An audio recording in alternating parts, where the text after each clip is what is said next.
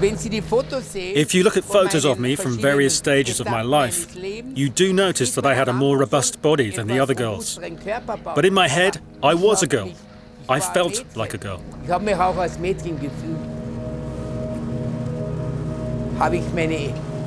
I'd spent my first 18 years feeling that way.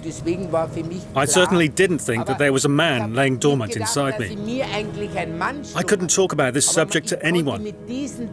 I was alone. And that's why I took refuge in sport. The most important thing to me was to carry on skiing.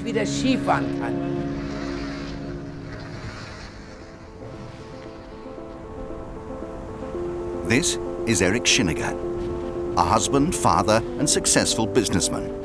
Yet for the first 19 years of his life, Schinegger believed that he was a girl. Born on the 19th of June 1948, Erika, as he was then known, was the third of 4 children. Growing up, he'd always felt different. He'd much prefer to ride a tractor around on the family farm than play with the dolls his mother had bought for him. He didn't fit the stereotype of how a little girl should behave. I was so convinced that I was a girl. Because what ultimately shapes a person is their upbringing and their environment. I was told from my birth that I was Erika. My time at school and through adolescence was quite bad. I wasn't one thing or another. To the girls, I was too active, too much of a tomboy. To the boys, I was a girl, and they didn't want to hang around with me. For me, it wasn't a fun time. When Erika hit adolescence, she didn't develop like her peers. She'd never had a menstrual cycle, and she believed that she was a lesbian because of her stronger feelings towards girls rather than boys. Feeling segregated from other children her age, Erika threw herself into skiing, achieving considerable success. In 1966, the then 18-year-old reached the pinnacle of her sport. In Portillo, Chile, she saw off strong competition from France's decorated skier Marielle Goitschel to become the women's downhill world champion. Erika Schinegger was subsequently revered back home in Austria and tipped to win 3 gold medals at the 1968 Grenoble Winter Olympics. For me, it was the ultimate, the best thing. In skiing, I was number 1 in slalom, number 1 in downhill skiing, number 1 in giant slalom, number 1 in everything.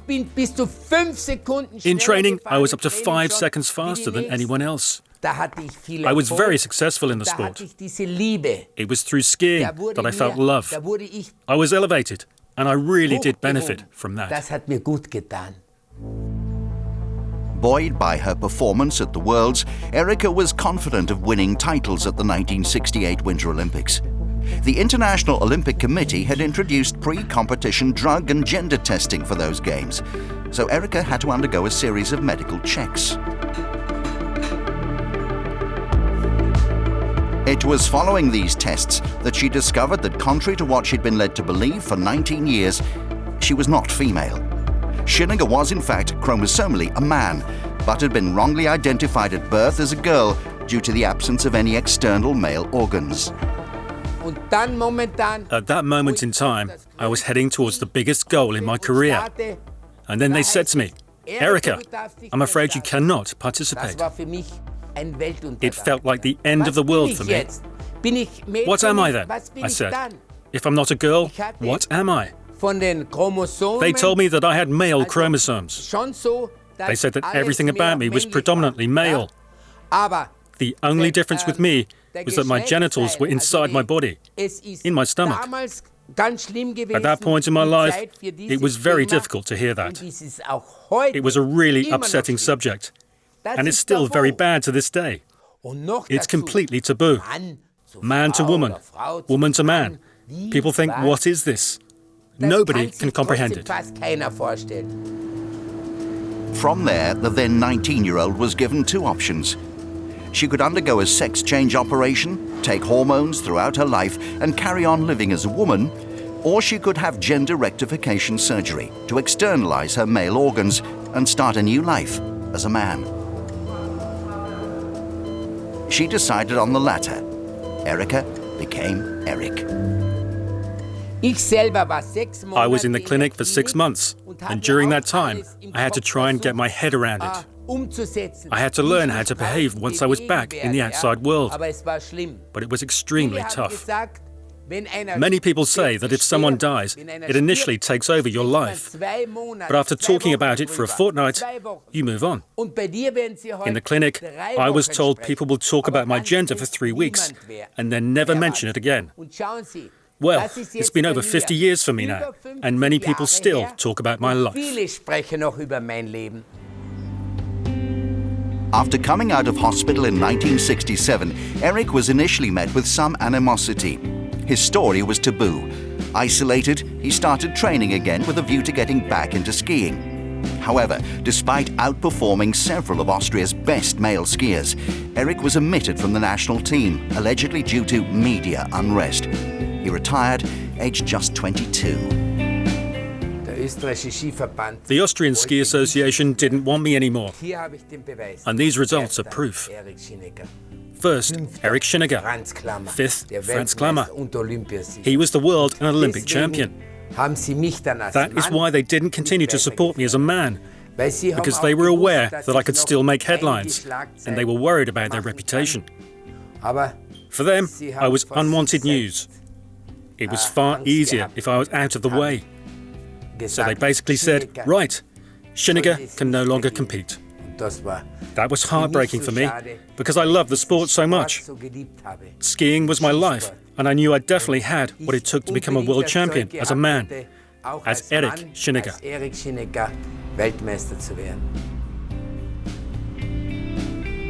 Ostracized from the national squad, Erik initially tried to establish his identity in other ways, indulging in several entrenched stereotypes of manhood.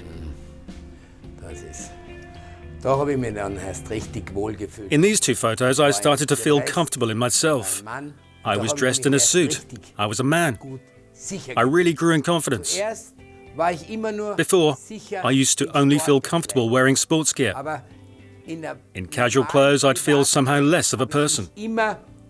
I didn't have the figure that many of my peers had. I wasn't anything like them. I wasn't beautiful. I didn't have breasts. But here, that was the first time that I felt secure as myself, and I behaved differently than I had before. Now this is my daughter, the best thing I've created in this world. I conceived a daughter naturally as Erik Schinegger. And that, for me, was just the greatest thing. I felt validated as a real man. I was a proper man. And from that moment onwards, nothing could hurt me. If people were saying, is that actually a man? I didn't care. I knew I was a man. That is my daughter. My daughter. And this is what I needed to begin with, a Porsche. You see, it was a status symbol to show that I was a man. I had many insecurities, but with the Porsche, it made me feel strong. It was like having crutches to get about with in my new life as Erik. That was my Porsche, the best crutches ever.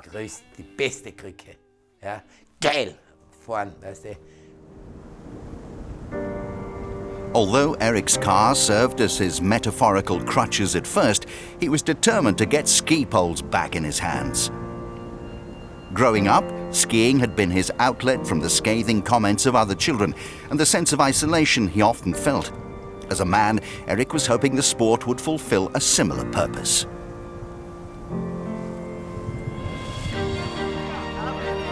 In 1975, he opened up the Erik Schinegger Ski School in Carinthia, southern Austria. The school now employs 50 coaches and provides skiing lessons for children aged 3 to 10 years old. Erik manages the whole facility, but he's still keen to get on the slopes to impart his knowledge to the 3,000+ children that come through each year. I want to pass on my joy for the sport to the children I teach, so that they adopt my love for skiing themselves. I've already helped quite a few children over the years. Some have even gone on to win medals at the Olympic Games and the World Championship. Those cases are the exceptions, though. We want to reach the masses and get lots of children enjoying the sport. That's the nicest part for me. Erik is approaching his 70th birthday, but his love for skiing and his passion to carry on working at his ski school is unwavering. To some, Erik's life story is still taboo and a topic of idle gossip. To others, it's a source of inspiration and something that should be spoken about candidly. Erik himself no longer feels the need to explain who he is or who he was. Instead of investing his time in defining himself, he's putting his energy into the next generation in the hope that they will fulfill the dreams taken from him. I'm enjoying my life to the full, and I have to say, that's because of the children. You've seen it for yourself. Their little eyes shining on the slopes. Children are not prejudging either. Children can be inspired, regardless of your background. And that's what I'm trying to do. Also, when you get older, you begin to carry something childlike within your own heart. A longing for youth, I guess.